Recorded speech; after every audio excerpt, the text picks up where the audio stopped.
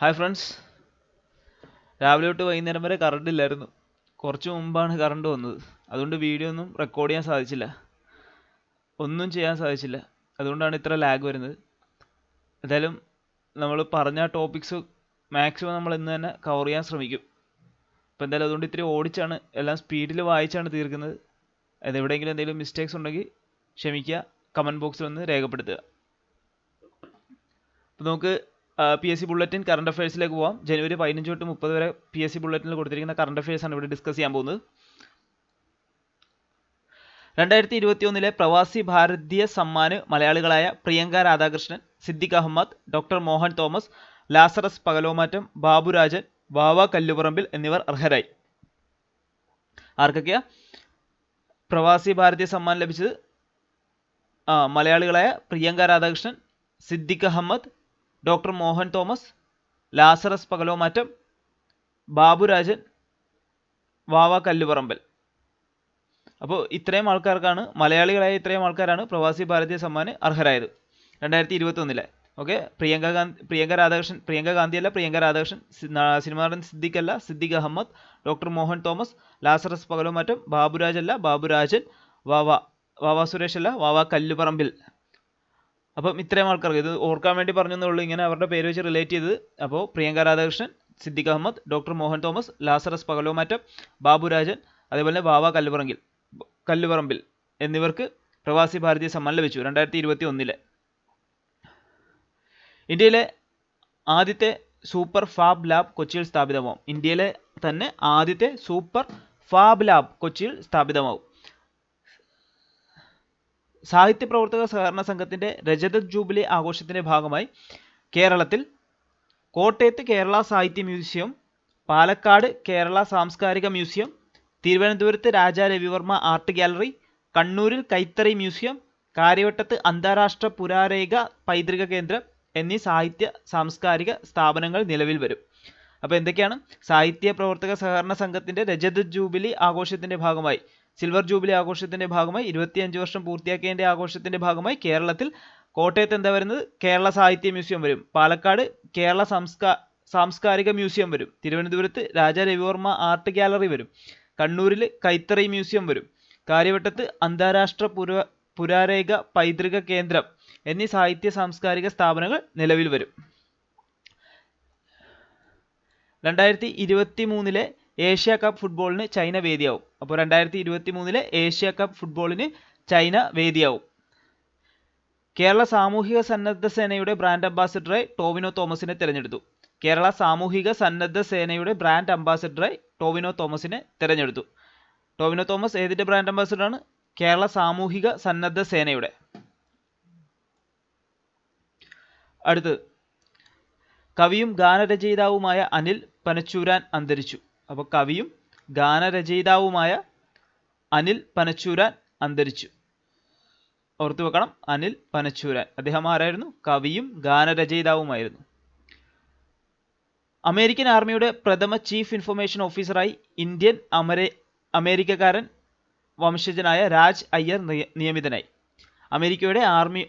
American ആർമിയുടെ പ്രഥമ chief information ഓഫീസറായി ഇന്ത്യൻ അമേരിക്കൻ വംശജനായ രാജ് അയ്യർ നിയമിതനായി. ആരാണ്? രാജ് അയ്യർ. അദ്ദേഹം ആരാണ്? ഇന്ത്യൻ അമേരിക്കൻ വംശജനാണ്. അദ്ദേഹം അമേരിക്കയുടെ ആർമിയുടെ തന്നെ ആദ്യത്തെ ചീഫ് ഇൻഫർമേഷൻ ഓഫീസറായി ഇന്ത്യൻ അമേരിക്കൻ വംശജനായ രാജ് അയ്യർ നിയമിതനായി. ആരാണ്? രാജ് അയ്യർ. അക്ഷയ കേരളം പദ്ധതിയെ കേന്ദ്ര സർക്കാർ പൊതുജനാരോഗ്യ മേഖലയിൽ രാജ്യത്തെ മികച്ച മാതൃകാ പദ്ധതിയായി തിരഞ്ഞെടുത്തു. അക്ഷയ കേരളം പദ്ധതിയെ കേന്ദ്ര സർക്കാർ പൊതുജനാരോഗ്യ മേഖലയിൽ രാജ്യത്തെ മികച്ച മാതൃകാ പദ്ധതിയായി തിരഞ്ഞെടുത്തു. കണ്ണൂർ സബ് ജയിൽ കേരള സംസ്ഥാനത്തെ ആദ്യ ഹരിത സബ് ജയിലാവും. അപ്പോൾ കണ്ണൂർ സബ് ജയിലിന്റെ പ്രത്യേകത എന്താണ് ആകാൻ പോകുന്നത്? കേരള സംസ്ഥാനത്ത് തന്നെ ആദ്യത്തെ ഹരിത സബ് ജയിലാകാൻ പോകുന്നത് കണ്ണൂർ സബ് ജയിലാണ്. ഇന്ത്യയുടെ ബ്രിട്ടീഷ് ഹൈക്കമ്മീഷണർ ആയി അലക്സാണ്ടർ എലിസ് നിയമിതനായി. അപ്പോൾ ഇന്ത്യയുടെ ബ്രിട്ടീഷ് ഹൈക്കമ്മീഷണറായി അലക്സാണ്ടർ എലിസ് നിയമിതനായി. അലക്സാണ്ടർ ചക്രവർത്തിയല്ല, അലക്സാണ്ടർ എലിസ് ആണ് നിയമിതനായി. എന്തായിട്ട്? ബ്രിട്ടീഷ് ഹൈക്കമ്മീഷണറായിട്ട്. ആരുടെ? ഇന്ത്യയുടെ ബ്രിട്ടീഷ് ഹൈക്കമ്മീഷണറായിട്ട് ആരാ നിയമിതനായത്? Alexander Ellis. അർജന്റീനിയൻ ചലച്ചിത്ര നിർമ്മാതാവായ പാബ്ലോ സിയർ ആണ് ഇന്ത്യയുടെ 51ാമത് അന്താരാഷ്ട്ര ചലച്ചിത്രമേളയുടെ ചെയർമാൻ. അപ്പോൾ ഇന്ത്യയുടെ 51ാമത് അന്താരാഷ്ട്ര ചലച്ചിത്രമേളയുടെ ചെയർമാൻ ആരാന്ന് ചോദിച്ചു കഴിഞ്ഞാൽ അർജന്റീനിയൻ ചലച്ചിത്ര നിർമ്മാതാവായ പാബ്ലോ സിയർ ആണ്. അർജന്റീനിയൻ ചലച്ചിത്ര നിർമ്മാതാവായ പാബ്ലോ സിയർ ആണ് ഇന്ത്യയുടെ 51ാമത് അന്താരാഷ്ട്ര ചലച്ചിത്രമേളയുടെ ചെയർമാൻ. നെക്സ്റ്റ്, സാന്തൂർ വാദ്യോപകരണ വിദ്വാനായ പണ്ഡിറ്റ് സതീഷ് വ്യാസ് മധ്യപ്രദേശ് സർക്കാരിന്റെ താൻസൻ സമ്മാൻ 2020 അർഹനായി. അപ്പോൾ സാന്തൂർ വാദ്യോപകരണ വിദ്വാനായ പണ്ഡിറ്റ് സതീഷ് വ്യാസ് മധ്യപ്രദേശ് സർക്കാരിന്റെ താൻസൻ സമ്മാൻ 2020 അർഹനായി. അപ്പോൾ മധ്യപ്രദേശ് സർക്കാരിന്റെ താൻസൻ സമ്മാൻ 2020 അർഹനായത് ആരാണ്? സതീഷ് വ്യാസ്. അദ്ദേഹം എന്തിൽ വിദ്വാനായിരുന്നു? സാന്തൂർ വാദ്യോപകരണത്തിൽ,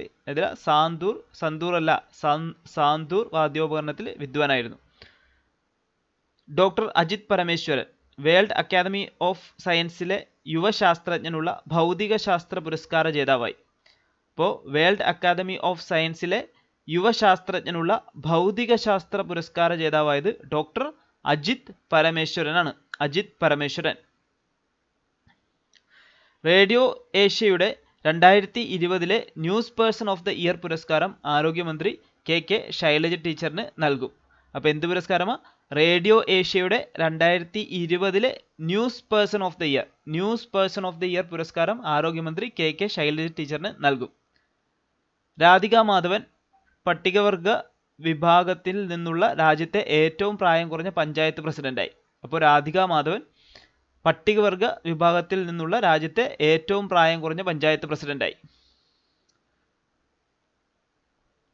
ഫൈസർ ബയോടെക് വാക്സിന് അടിയന്തര ഉപയോഗത്തിന് ലോകാരോഗ്യ സംഘടനയുടെ അംഗീകാരം ലഭിച്ചു. അപ്പോൾ ഇത് ജനുവരിയിലെ ന്യൂസ് ആയതുകൊണ്ടാണ് ഇതിവിടെ പറയുന്നത്. ഫൈസർ ബയോടെക് വാക്സിന് അടിയന്തര ഉപയോഗത്തിന് ലോകാരോഗ്യ സംഘടനയുടെ അംഗീകാരം ലഭിച്ചു.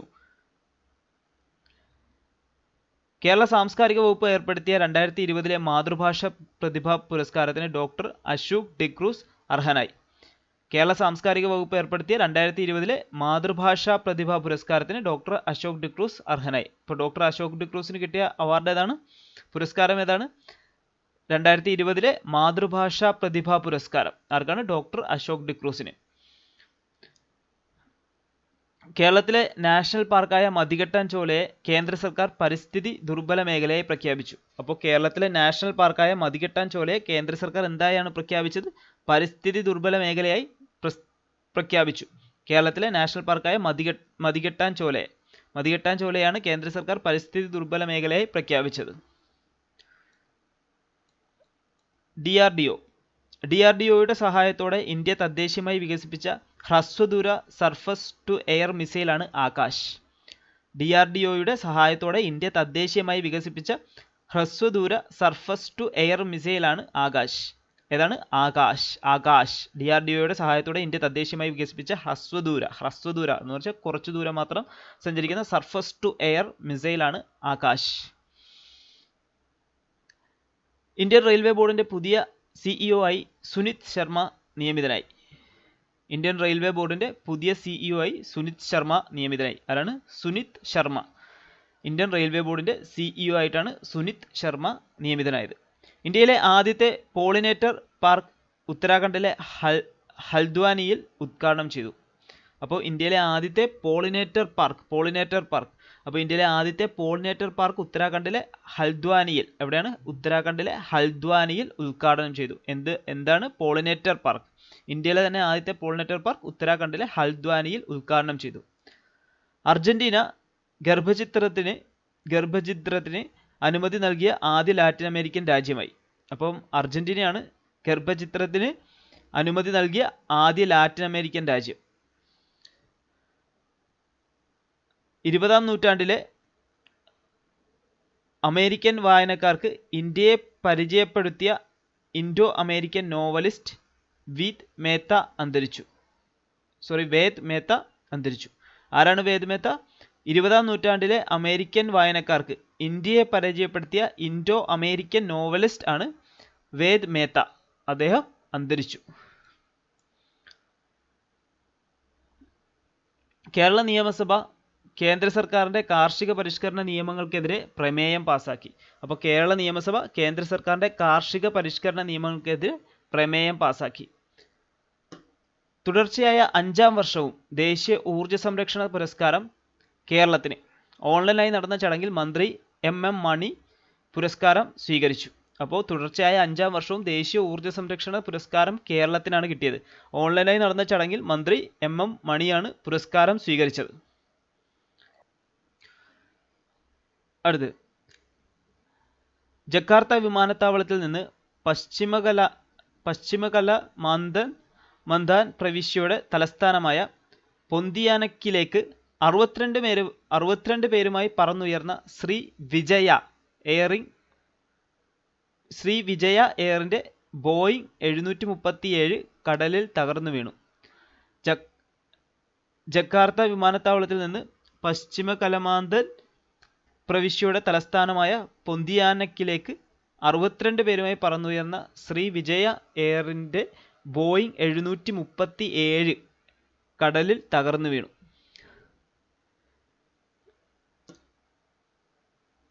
മുതിർന്ന കോൺഗ്രസ് നേതാവും മുൻ മന്ത്രിയുമായ കെ രാമചന്ദ്രൻ മാസ്റ്റർ അന്തരിച്ചു. അപ്പോൾ മുതിർന്ന കോൺഗ്രസ് നേതാവും അതേപോലെ തന്നെ മുൻ മന്ത്രിയുമായ കെ രാമചന്ദ്രൻ മാസ്റ്റർ അന്തരിച്ചു. പ്രേംനസീർ സാംസ്കാരിക വേദി പുരസ്കാരം നെയ്യാറ്റിൻകര കോമളത്തിന് ലഭിച്ചു. അപ്പോൾ പ്രേംനസീർ സാംസ്കാരിക വേദി പുരസ്കാരം നെയ്യാറ്റിൻകര കോമളത്തിന് ലഭിച്ചു. പ്രേംനസീർ സാംസ്കാരിക വേദി പുരസ്കാരം ആർക്കാണ് കിട്ടിയത്? നെയ്യാറ്റിൻകര കോമളത്തിന്. ടെസ്ല, സ്പേസ് എക്സ് കമ്പനികളുടെ മേധാവി എലോൺ മസ്ക് ലോകത്തെ ഏറ്റവും വലിയ സമ്പന്നനായി. അപ്പോൾ ടെസ്ല, സ്പേസ് എക്സ് കമ്പനികളുടെ മേധാവിയായ എലോൺ മസ്ക് ലോകത്തെ ഏറ്റവും വലിയ സമ്പന്നനായി. രാജ്യാന്തര ഏകദിനത്തിൽ സെഞ്ചുറി നേടുന്ന ആദ്യ മലയാളി എന്ന വിശേഷണത്തിന് തലശ്ശേരിക്കാരനായ CP റിസ്വാൻ ഉടമയായി. അയർലൻഡിനെതിരെയുള്ള മത്സരത്തിലാണ് സെഞ്ചുറി നേടിയത്. അപ്പോൾ രാജ്യാന്തര ഏകദിനത്തിൽ സെഞ്ചുറി നേടുന്ന ആദ്യ മലയാളി എന്ന വിശേഷണത്തിന് തലശ്ശേരിക്കാരനായ CP റിസ്വാൻ ഉടമയായി. അയർലൻഡിനെതിരെയുള്ള മത്സരത്തിലാണ് സെഞ്ചുറി നേടിയത്. കൊച്ചി മാംഗ്ലൂരു വാതക പൈപ്പ് ലൈൻ പ്രധാനമന്ത്രി രാഷ്ട്രത്തിന് സമർപ്പിച്ചു. അപ്പോൾ കൊച്ചി ടു മാംഗ്ലൂരു വാതക പൈപ്പ് ലൈൻ പ്രധാനമന്ത്രി രാഷ്ട്രത്തിന് സമർപ്പിച്ചു. കൊച്ചി ടു മാംഗ്ലൂരു വാതക പൈപ്പ് ലൈൻ പ്രധാനമന്ത്രി രാഷ്ട്രത്തിന് സമർപ്പിച്ചു. പ്രശസ്ത സാഹിത്യകാരനായ എ മാധവൻ അന്തരിച്ചു. അന്തരിച്ചു. കോവിഷീൽഡ്, കോവാക്സിൻ എന്നീ കോവിഡ് വാക്സിനുകൾക്ക് ഡ്രഗ്സ് കൺട്രോളർ ജനറൽ ഓഫ് ഇന്ത്യയുടെ അംഗീകാരം കിട്ടി. ഇപ്പോൾ ഇത് ജനുവരിയിൽ നടന്ന ന്യൂസാണ്. കോവിഷീൽഡ് അതേപോലെ തന്നെ കോവാക്സിൻ എന്നീ കോവിഡ് വാക്സിനുകൾക്ക് ഡ്രഗ്സ് കൺട്രോളർ ജനറൽ ഓഫ് ഇന്ത്യയുടെ അംഗീകാരം ലഭിച്ചു. മുൻ കേന്ദ്ര ആഭ്യന്തരമന്ത്രി ബൂട്ടാ സിംഗ് അന്തരിച്ചു. ആരായിരുന്നു ബൂട്ടാ സിംഗ്? മുൻ കേന്ദ്ര ആഭ്യന്തരമന്ത്രിയായിരുന്നു ബൂട്ടാ സിംഗ് അന്തരിച്ചു. കവി നീലംപേരൂർ മധുസൂദനൻ നായർ അന്തരിച്ചു. അപ്പോൾ നീലംപേരൂർ മധുസൂദനൻ നായർ അന്തരിച്ചു. കവി നീലംപേരൂർ മധുസൂദനൻ നായർ അന്തരിച്ചു. സംസ്ഥാന ശാസ്ത്ര സാങ്കേതിക പരിസ്ഥിതി കൗൺസിൽ ഏർപ്പെടുത്തിയ 2018 കേരള ശാസ്ത്ര സാഹിത്യ പുരസ്കാരങ്ങൾ പ്രഖ്യാപിച്ചു. PO ചാക്കോ ബാലശാസ്ത്ര സാഹിത്യം വിഭാഗത്തിൽ പുരസ്കാരം നേടി. രഞ്ജിത്ത് ചിറ്റാട, മനു മുകുന്ദൻ എന്നിവർക്ക് ജനപ്രിയ ശാസ്ത്ര സാഹിത്യം എന്ന വിഭാഗത്തിൽ പുരസ്കാരം കിട്ടി. നിഖിൽ നാരായണൻ ശാസ്ത്ര പത്രപ്രവർത്തനം ഇതിൻ്റെ പേരിൽ പുരസ്കാരം ലഭിച്ചു. എന്നിവർക്കാണ് അവാർഡ്. 32ാമത് കേരള ശാസ്ത്ര കോൺഗ്രസിന്റെ ഉദ്ഘാടന ചടങ്ങിൽ മുഖ്യമന്ത്രി പിണറായി വിജയൻ അവാർഡുകൾ വിതരണം ചെയ്യും. അപ്പോൾ സംസ്ഥാന ശാസ്ത്ര സാങ്കേതിക പരിസ്ഥിതി കൗൺസിൽ ഏർപ്പെടുത്തിയ 2018 കേരള ശാസ്ത്ര സാഹിത്യ പുരസ്കാരങ്ങൾ പ്രഖ്യാപിച്ചു. ആരാണ് കേരള ശാസ്ത്ര സാഹിത്യ പുരസ്കാരങ്ങൾ ഏർപ്പെടുത്തിയത്? സംസ്ഥാന ശാസ്ത്ര സാങ്കേതിക പരിസ്ഥിതി കൗൺസിലാണ്. അത് ആർക്കൊക്കെയാണ് കിട്ടിയിരിക്കുന്നത്? ബാലശാസ്ത്ര സാഹിത്യത്തിന് PO ചാക്കോയ്ക്ക്, അതേപോലെ തന്നെ ജനപ്രിയ ശാസ്ത്ര സാഹിത്യത്തിന് 2 പേർക്കാണ്, രഞ്ജിത്ത് ചിറ്റാടയ്ക്കും മനു മുകുന്ദനും. അതേപോലെ തന്നെ ശാസ്ത്ര പത്രപ്രവർത്തനത്തിന് നിഖിൽ നാരായണനുമാണ് അവാർഡ്. 32ാമത് കേരള ശാസ്ത്ര കോൺഗ്രസിന്റെ ഉദ്ഘാടന ചടങ്ങിൽ മുഖ്യമന്ത്രി പിണറായി വിജയൻ അവാർഡുകൾ വിതരണം ചെയ്യും. അപ്പോൾ നമുക്ക് ഒന്നുകൂടി ഓടിച്ച് എല്ലാ കറണ്ട് അഫയേഴ്സും ഒന്ന് പറഞ്ഞു പോകാം.